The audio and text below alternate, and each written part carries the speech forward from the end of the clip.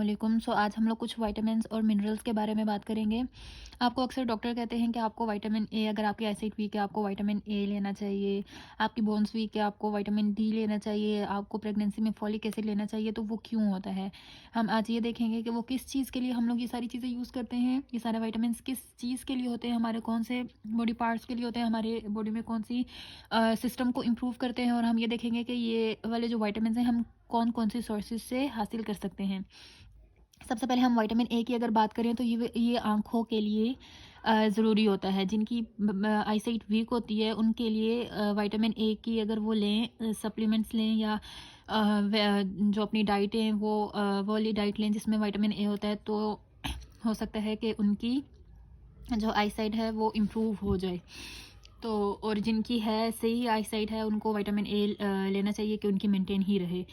तो vitamin A आँखों के लिए, टीथ के लिए और स्किन के लिए अच्छा होता है। आपको पता होगा कि जितने भी जो है क्रीम्स वगैरह और आजकल आ रहे सीरम्स वगैरह, तो उनमें विटामिन ए होता है क्योंकि वो स्किन के लिए अच्छा होता है।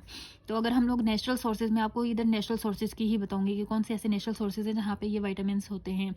नेचुरल सोर्सेज में ये विटामिन ए होता है मिल्क में, एग में और लीफी ग्रीन वेजिटेबल्स में। आपको हमेशा डॉक्टर ऐसे क्यों कहते हैं कि आप जितनी भी ग्रीन वेजिटेबल्स हैं वो खाएं, क्योंकि जो लीफी ग्रीन वेजिटेबल्स होती हैं ना उनमें बहुत सारे विटामिन्स और मिनरल्स होते हैं। तो ये तो आप अपनी डाइट में ज़रूर ही इंक्लूड करें। डेली आप कोई ना कोई सब्ज़ी खाएं। और उसके बाद हम विटामिन बी अगर देखें तो ये इम्यून सिस्टम के लिए अच्छा होता है। और इम्यून सिस्टम आपका क्या होता है, जो आपको बचाता है डिफरेंट इन्फेक्शन से, बीमारियों से। तो अगर आपका इम्यून सिस्टम में कॉम्प्रोमाइज़ होगा तो ऑब्वियसली आप जो है इजीली इन्वायरमेंट में सर्वाइव करना आपके लिए आसान नहीं होगा। तो विटामिन बी आपके इम्यून सिस्टम को इम्प्रूव करता है, आपकी आयरन की एब्जॉर्प्शन करवाता है और एनर्जी की प्रोडक्शन करवाता है। ये होता है लिवर में और पीस में। उसके बाद विटामिन सी अगर हम देखें तो ये आपकी स्ट्रेंथनिंग के लिए, ब्लड वेजल्स जो होते हैं ना उनकी स्ट्रेंथनिंग के लिए विटामिन सी ज़रूरी होता है। स्किन की इलास्टिसिटी के लिए ज़रूरी होता है और ये एंटीऑक्सीडेंट है। और ये स्ट्रॉबेरीज़ में आपको मिल सकता है और सिट्रस फ्रूट्स में आपको विटामिन सी मिल सकता है। विटामिन डी की अगर हम बात करें तो ये स्ट्रॉन्ग और हेल्दी बोन्स के लिए ज़रूरी होता है और ये ऑयली फ़िश में होता है। ऑयली फ़िश की एक एग्जांपल मैंने लिखी हुई है सैल्मन। वैसे ही जितने भी विटामिन हैं ये जो मैंने मेंशन की हुई हैं सोर्सेज, इसके अलावा और भी बहुत सारी सोर्सेज हैं जिसमें ये विटामिन होते हैं, लेकिन मैंने अभी कुछ कुछ ही मेंशन किए हैं। तो उसके बाद विटामिन ई अगर हम देख लें तो ये हमें फ्री रेडिकल से प्रोटेक्ट करता है, हमारी ब्लड सर्कुलेशन को इम्प्रूव करता है।